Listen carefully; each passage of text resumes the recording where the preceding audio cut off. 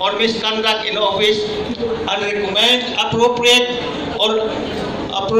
action to the governor. This representation is designated chairman of a committee on decorum and investigation of cases on sexual harassment. So far, there is no case filed against official or employee for administrative neglect or misconduct in office and sexual harassment in 2018.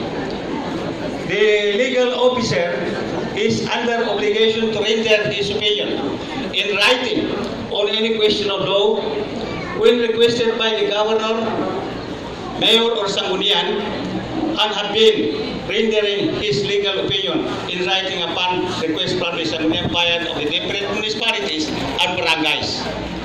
The frontline services of the office is legal advice, technical assistance, rendering legal opinion and upon request, review contracts, and administering oaths and preparation of legal documents.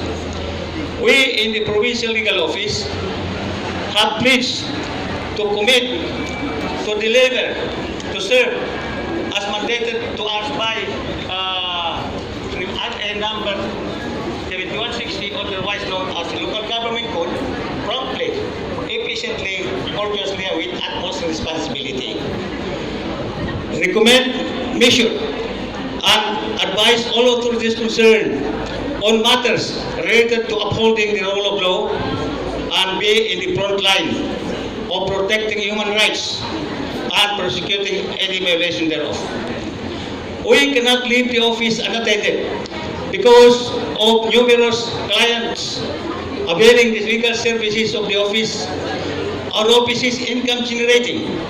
Walk-in clients from within and without the capital are coming to the office almost every day for legal advices, administration of oaths, and preparation of legal documents, such as affidavits and other legal documents, and are made to pay to the Provincial Treasurer's Office an amount of 100 pesos per document pursuant to the revised Provincial Revenue Code. Our record shows that we were able to generate 35,000 pesos paid to the Provincial Treasurer's Office for the subscription of 2,946 documents and preparation of 2,154 affidavits for requesting clients for the year 2018. And of course, we always implement the SMILE policy of the province in receiving and serving clientele to promote the slogan SK Sikat Ka. Thank you and good morning again.